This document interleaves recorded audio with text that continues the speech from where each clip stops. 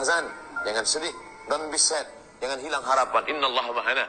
Itu juga yang dikatakan Musa alaihissalam ketika Bani Israel berkata, Inna lamudrakun, kita akan susah, kita akan tertangkap, kita akan melarat. Kalla, sekali-kali tidak. Inna ma'iya rabbi sayahdin. Ada Allah yang selalu bersama aku. Tetap optimis. Kita bangsa yang besar, umat yang besar, jamaah haji terbesar. Maka senantiasa pertolongan Allah akan turun dan Allah tak akan mengadab selama beristighfar. Tetap semangat, optimis. Allahu Akbar. Terima kasih. Wassalamualaikum warahmatullahi wabarakatuh.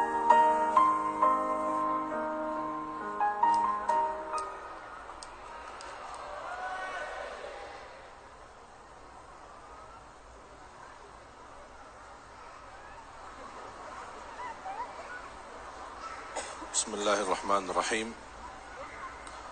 Assalamualaikum warahmatullahi wabarakatuh.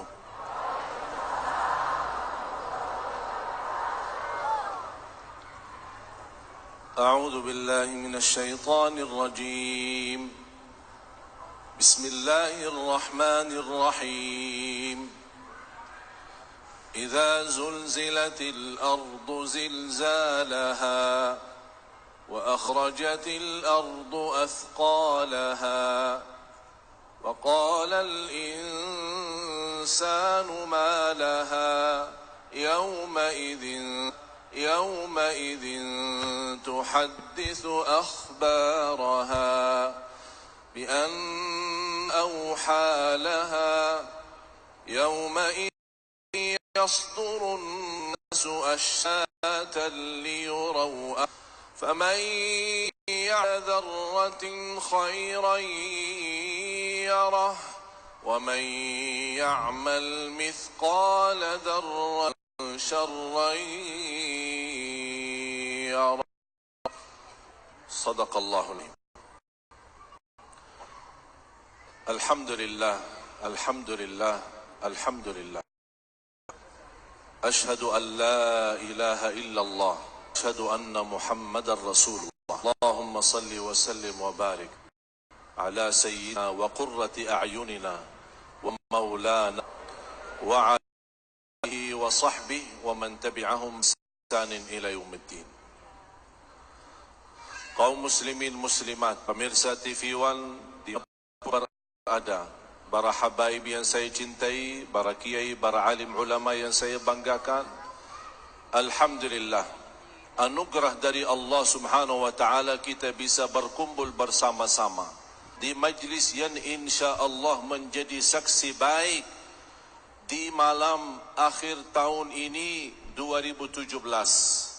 Mudah 2017. Syaitan paling senang kalau berdoa memohon kepada Allah husn. Qala syaitan qad fatin. Ini hamba cerdas. Karena inti dari kata husnul khatimah bukan hanya memohon kematian yang baik, penutupan yang baik, tapi juga isinya kalau kita hayati dan dalami maknanya memohon perlindungan Allah Subhanahu wa taala dari godaan, apalagi saat kita menghadapi sakratul maut. Karena membiarkan kita walaupun masih titik-titik nafas terakhir saat sakratul maut, masih syaitan berkesempatan untuk menggoda manusia. Makanya syaitan berkata orang yang selalu memohon husnul khatimah, dia termasuk hamba yang cerdas. Supaya penutup harinya, penutup tahunnya, penutup umurnya mendapatkan keridhaan Allah Subhanahu wa taala. Syaitan anugerah dari Allah wa taala bisa berkumpul di malam biasa dikenal dosa dan maksiat, bisa mengisi sesuatu yang bermanfaat pun kita sendiri jauh dari dosa maksiat, arti kita selamat dari maksiat dan yang terlepas. Kullu ibnu Adam khata' wa khata'in at-tawwabun. Suka Adam bersalah, yang terbaik di antara yang bersalah itu adalah yang suka bertaubat. Jangan orang-orang yang merasa diri sudah berhadir di sini, jangan menyungguhkan perasaan di hati, aku lebih baik daripada orang yang lagi di jalan berdosa dan maksiat. Seharusnya daripada kata itu, terima kasih ya Allah, segala puji bagimu ya Allah, menjauhkan saya dari tambah dosa dan maksiat.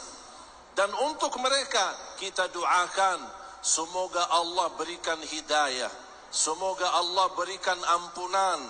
Dan kita berdoa sebagaimana doa Nabi Muhammad sallallahu alaihi wasallam ketika kita melihat seorang kena bala ujian, bukan karena cacat atau sakit.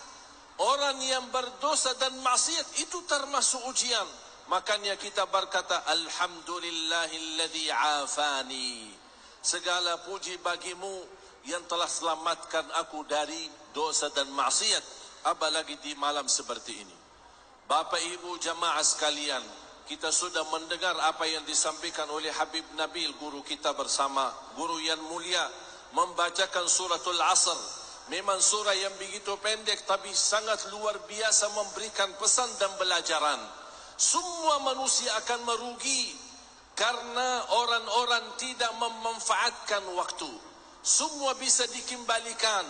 Harta yang kita rugikan, insya Allah bisa bangkit dengan semangat baru, kita bisa kembalikan harta. Kita sakit, bisa berobat dan insya Allah bisa sehat. Tapi hari yang sudah berlalu tidak akan bisa kembali. Tahun yang sudah berlalu tidak akan bisa dikembalikan.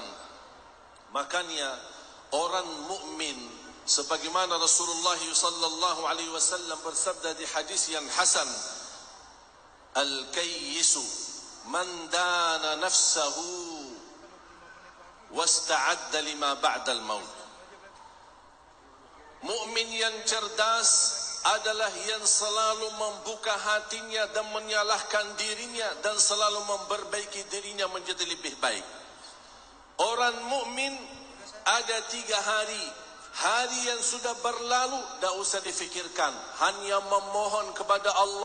Kalau ada kebaikan di dalamnya, mudah-mudahan diterima. Kalau ada kesalahan dan dosa, mudah-mudahan diampuni. Hari kedua adalah hari besok. Itu bukan urusan kita, karena kita tidak ada jaminan hidup sampai besok. Yang menjadi tugas kita bukan hari kemarin, bukan hari besok, tapi hari ini.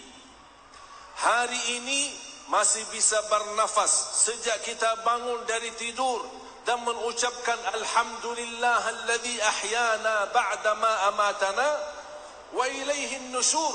Ingat, Allah selamatkan kita saat kita bangun dari tidur, berarti masih punya umur, masih punya kesempatan untuk mendekatkan diri kepada Allah Subhanahu wa taala. Dengan kita mengucapkan alhamdulillah yang telah kembalikan ruhku, memberikan afiat di jasadku, dan diberikan kesempatan untuk selalu beribadah kepadanya. Itulah nikmati harimu ini, karena belum tentu kita bisa berdapat kesempatan untuk besok harinya.